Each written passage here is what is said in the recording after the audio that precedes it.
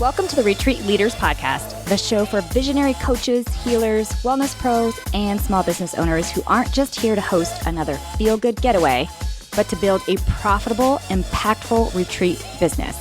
I'm your host, Shannon Jamail, retreat strategist, business mentor, and owner of a 46-acre retreat center. I've hosted over 100 retreats around the world, and I've made every mistake so you don't have to. Each week, we'll dive into the mindset, marketing, money, business, and mechanics behind sold-out, profitable retreats. Plus, hear from expert guests who are walking the talk. Whether you're planning your first retreat or scaling your 100th, you're in the right place. Welcome to the show.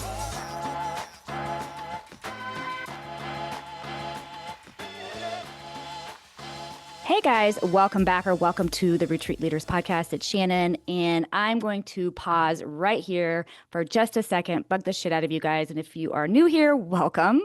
But I need a favor. Could you please pause the show and go subscribe? And if you've done that already, can you at least leave us a review? Listen, if you end up hating me, you don't love me, whatever is the case, you can always unsubscribe. But by subscribing, that really helps me to bring on amazing guests like our guest today. Welcome, Anna, to the show. Thank you. Thank you for having me. I'm so excited you are here.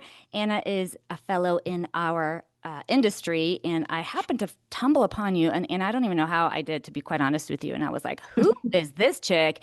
And look at the great things she's doing. So will you just take a moment and tell our audience who you are and what you do? Yes, I'm Anna. I'm the founder of Wandering Roots. I've hosted 22 retreats all over the world since 2018. And I also help other people plan and host their own profitable retreats. Yes, I love that you said profitable. You're speaking my language. It's something that I'm super passionate about when it comes to our industry, because there are too many people in this industry talking about how it should be all about the passion. And in my opinion, you have to have both, and they have to be equally as important. And so I'm so glad you said that. Anna, tell me what got you into retreats in the first place. I it's a long story. I used to work as a lab manager for a startup company, and I did it for 13 years. And my last stint, I was given the opportunity to be an entrepreneur with no financial risk. And so it sort of planted a seed of like, I wonder two things. One, I would love to work for myself. And two, um, I wonder if I was more passionate about what I was doing, what type of success I could have. Because I had a lot more than I ever anticipated, but I was really falling out of love with the industry. And I was also in a car accident and I had to have neck surgery. So I stumbled into yoga sort of to avoid being a pain clinic patient for the rest of my young life. And I took yoga teacher training. I met a lot of people, and I just decided that if I was wildly unenthused about my life, there had to be other people out there. And so I thought I could literally combine my love for travel and yoga and host a retreat and just start creating space for people to like pause and consider what they actually want out of life. Okay, that was so yummy. So now you host about how many retreats a year, and who are they for? Like, who's your ideal guest? Yeah, so I now do only 3 a year. They're all international 7 day. I was doing around six, some long weekends, more locally. I'm in Michigan, but I have since transitioned now just into 3 a year. That's enough for me at the moment. Might change my mind, might not, I don't know. But anyways, we have a lot of women that are 30s to 70s, honestly, and some are the women. Honestly, my favorite ones are the women that are empty nesters, recently divorced, recently retired, and we're like, okay, I'm finally doing something for myself. Those women show up unapologetically, and I wish they would have done it in their 30s, to be honest. But they are so much fun. And then we also have quite a few either young single gals that don't want to travel alone, or busy moms of young kids that don't want to travel with their kids, or they do travel with their kids and it's not vacation. It's different. It's great, but it's not relaxing. So kind of a mixed bag of great women in different seasons of their lives. Yeah, it sounds like it. I have to agree with you on the unapologetic women that show up that Yeah. have lived a season or two and they're just like, this is my time. Like right now Yes. is my time. And like you mentioned, all the seasons are beautiful, but I really feel that probably because I'm headed in that season. I've got just a couple of teenagers left at home and I'm like, I'm so ready, Anna. I don't blame you. People tell me that I'm going I to be like sad, and I'm like, I have a 30-year-old and a 24-year-old that moved out. I am not sad. I love visiting them, but I'm not sad. And so, like, I feel this like in my bones. I feel this. I also Yeah. feel the fact that you've like changed from hosting 6 retreats a year and you're down to 3 international. You know, I was doing 8 to 10 a year, and starting next year, I'm Jeez. doing 3, and then I'm going to 2. So I feel that as well, just a transition in life, and I don't know if you feel this way, but I also want to be able to make the ones that I am doing count that much bigger, both for me and for Yeah. my guests, you know? Yeah, it's a marathon, not a sprint. And people underestimate how much work they are, to be honest. And Yeah. I took two of my hobbies and made them my career. And so to preserve them in the way that they fuel me, I had to scale back. Otherwise, I was always scouting, I was always working, I was never checking out and retreating myself, I guess. So that in this season of my life is what works for me. Okay, that also hits something really yummy is I also didn't want to get to the point where it was like, oh, it's another retreat. Or, Yeah. you know, I really want to look forward to the guests we come into contact, physical, like in the same space contact. I really wanted to look forward to that. And I was starting to feel like, oh my gosh, all I'm doing is, you know, thinking about what needs to happen for this next retreat and what needs to happen for this next Yeah. retreat. So I love that you pointed that out. One of the things I really also wanted to focus on today is kind of what I get a sense from you is this whole idea of it can be profitable without pressure, and that you don't need to Mm. do it all to run a successful retreat. Like it doesn't have to look like everyone else's. Can you just kind of expand on that a little bit? Yes. To hit on your point from earlier too is I I have never hosted myself and I have never worked with a retreat planning client that is hosting for the money. It's never their why. It's never the reason they want to host a retreat. But it is the only way that it's sustainable. And I think also as women, we want to heal the world and maybe give to the expense of ourselves. And I'm way over that. I didn't even fall into it that long. But it is the difference between running a sustainable, successful business or operating an expensive hobby. If I wasn't going to make a retreat, why wouldn't I just take all my best friends? I just was like, it's stupid. So anyways, all that to say is I have worked with so many people and their retreats are so unique. Like and the best part about it is they're so passionate about their content. They just need help with the logistics and executing it. And also we talk about money a lot. We talk about the budget in order to make them money so they can do it again. I've worked with so many people that have had okay numbers as far as guest count and still aren't generating enough money, or the venue makes more or whatever. And um they're pretty down, and I don't want them to quit. They were super passionate when they started. So anyways, all that to say is I came from a background of working in corporate, and I side hustled my brand Wandering Roots for 2 years, and I was watching the numbers so that I could quit and that my lifestyle didn't change. So I was driven by, hey, this needs to work in this capacity. Again, not my driving why, and why I show up year after year and retreat after retreat, but it was a key factor in how I built my brand. So Okay, so I always also use the language of this can be an expensive hobby or it can be a business. So we are literally speaking the same we're language. best friends, We are Shannon. best We're friends, gonna okay? I'm just serious. We're going to have to now meet up in person. I'm I mean, fine you with could go that. back through some of my old stuff, and I use that all the time because that's what I see. Honestly, Anna, over 90% of the retreat leaders or those that are leading retreats, it's an expensive hobby. It really is. Yeah, But what I haven't 100%. heard heard, and I'm stealing it. I'm just telling you now, but I will give you credit, is instead of doing that, you might as well just take a bunch of girlfriends on a trip, because Yes, you're putting the bill. It's not cheap. that's so true. Uh, But too many people in this space, they are like, to your point, they're super passionate about something, which you heard us say already. Yes, you have to have that. And that does have to be a driving factor. But if you don't have the profit and if you don't have the business acumen on the other side, it will just be not just an expensive hobby, but the fastest way to burn out on your beautiful passion. Like, yes. it'll just kill that passion completely. And that's just not okay. And I am, like you, very much of the mindset, like, I want more quality, passionate retreat leaders in this industry doing amazing things and creating amazing experiences and transformations. And that won't happen if you're not treating it like a business. And so, yes to all of that. I just totally love I that. agree. I want us all to level up together. It's just Yes. like, come on. Yes, Yeah. that. I think one of the things that has to happen, Anna, too, in order for that to happen, is letting go of people-pleasing tendencies. What do you think about that? Yes.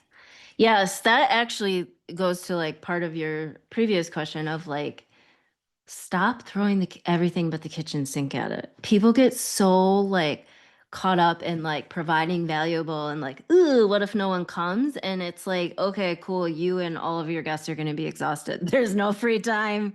There's no, it's just, I, I always make sure me and my clients have at least 3 to 4 hours of free time a day in the middle of the day, like before the last meal together.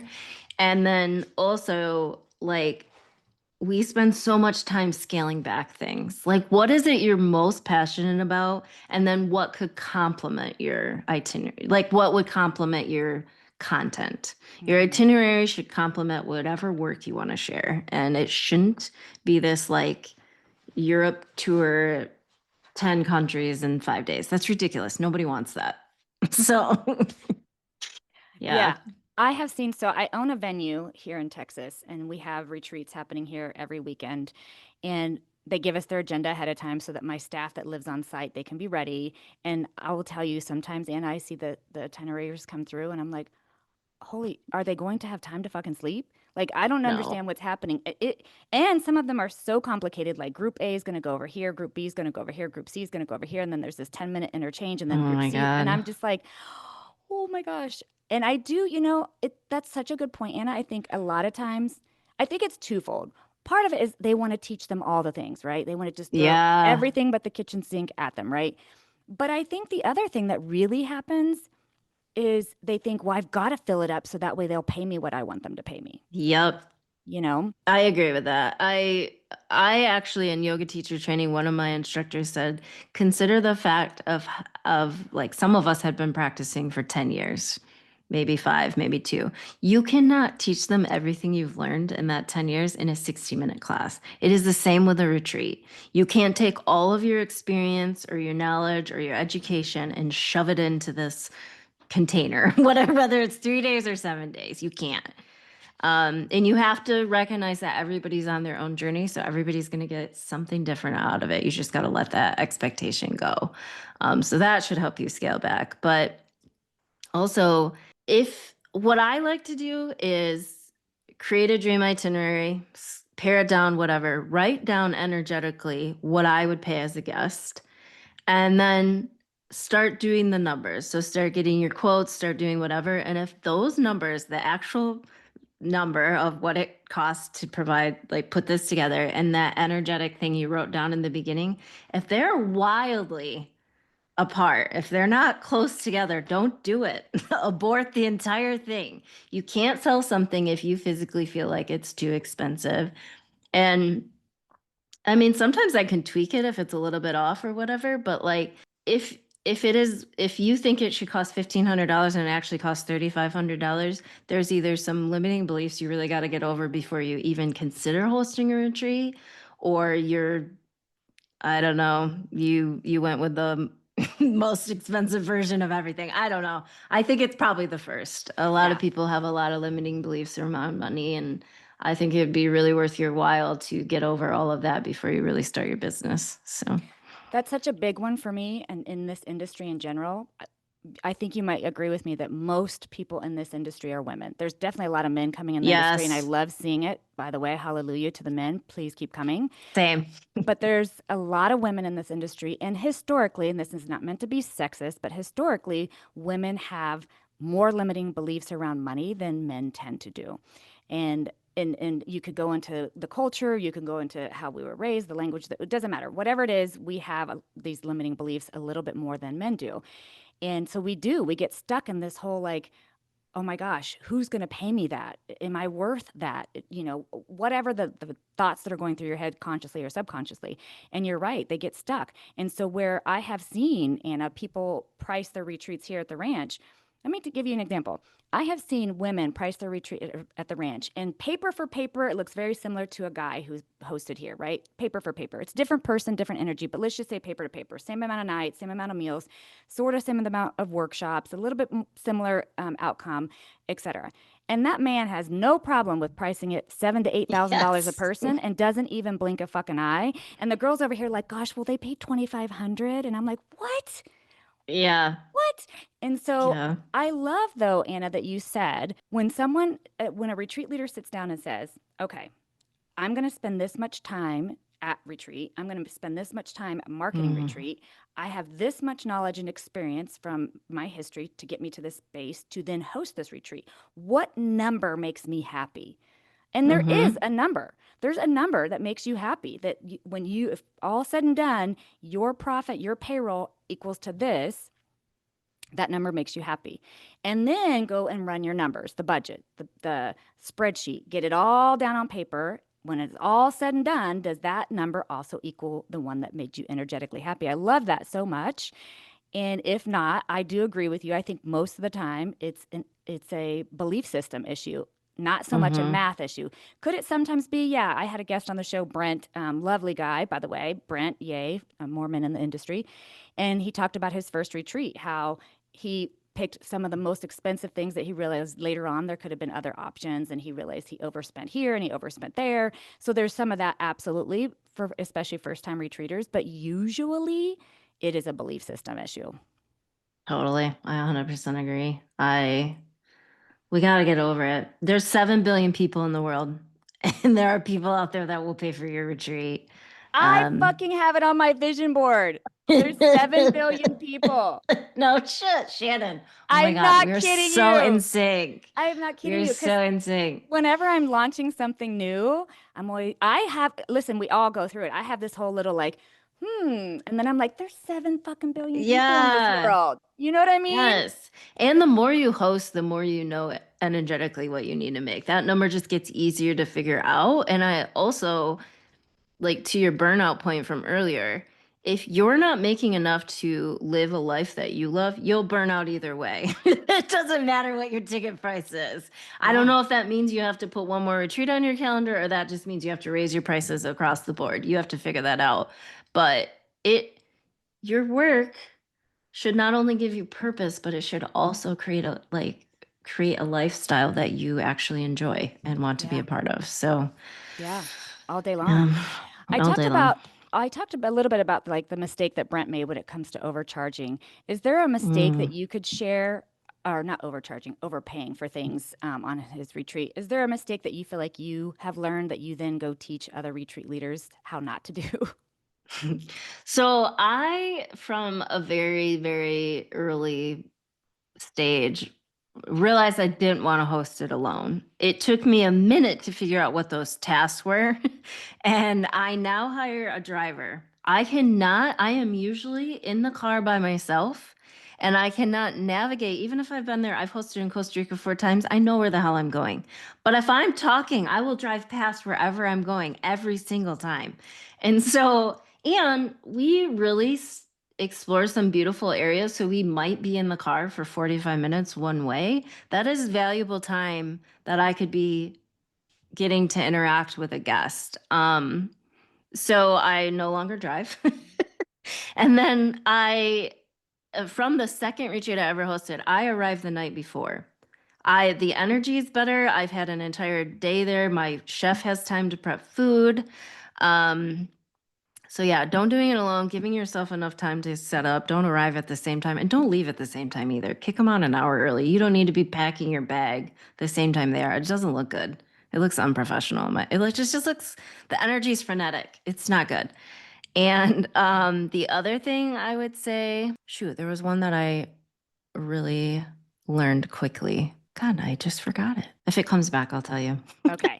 Well, like we have already established, we are sisters because Yeah. one of the big things that I learned too was I have to be there a day early. If it's international, like a longer international one, like Europe, where, the flights are 12 hours plus where I'm The from, worst. I'll go Yeah. even minimum of 2 days before, which gives me time to rest a little bit. And then also in case there's something wrong with the flight, Yes. that's just too long of a flight to chance it. 100%. Yeah, if you get delayed by one day, you're screwed. And screwed. I'm the same way. I actually host in the Italian Dolomites on the 4th, and I get in on the 1st. Not only jet lag, but yeah, long flight and just any issue that you can have that you don't have control over. Yeah. Yeah. My Mexico retreats, I go 2 days, but like France or Europe or anywhere like that, I'm typically also there 3 or 4 days in advance as well. But I also do stay a minimum of 1 full day after. And for me, it's twofold. I also don't agree that you should be packing your shit while your guests are also packing up. It just is not a good feel. And they're having to track you down to say goodbye. And no, none of that just does not feel right to me. But also, things happen to your guests. Their flight gets messed up and they're like, gosh, do I have to leave right now and go sit somewhere for 4 hours? And no, you can sit here for 4 hours or whatever may be the case. And then obviously when everybody leaves, Anna, I don't want to rush back home to my everyday life either. Same. I knew you were going there because we are on the same wavelength. I need someone to take care of me for a day. I need someone to not speak words to me for 24 hours. And I can't go home to all of my responsibilities and just even my dog wanting me to feed him. That's too much. I agree. No, I have a photographer and a chef that host all of them with me, and we all go to the spa, and we usually don't speak many words to each other. We all get room service, maybe a bottle of wine, and that's it. So again, I always get a massage. Somebody comes and gives me a massage. And then I usually have a few adult beverages and just not talk. And so, yeah, I totally agree with you. But Anna, it sounds like we have to get together in person. I am so excited that you came onto the show today to share some of your perspective, your history, and some of your lessons. If somebody wanted to work with you, whether it's for retreat planning or maybe even attend one of your yummy retreats, by the way, people, I took a look at her retreats. Yes, you have to go check them out. So how would they get a hold of you? Yeah, so wanderingroots.com has everything. Retreats that don't suck if you want to go on a retreat with us, and then moneymakingretreats.com is for if you want to host a retreat and need some help planning. Yes, that will also all be linked in the show notes. So Anna, thank you so much for being on the show. I really appreciate it. Thanks again for having me. It's been fun. Thanks for tuning in to the Retreat Leaders podcast. If you love this episode, please make sure to subscribe, leave a review, and share it with your retreat besties. Want more support? Grab free resources at theretreatleadersplaybook.com. Until next time, lead boldly, serve deeply, and retreat profitably.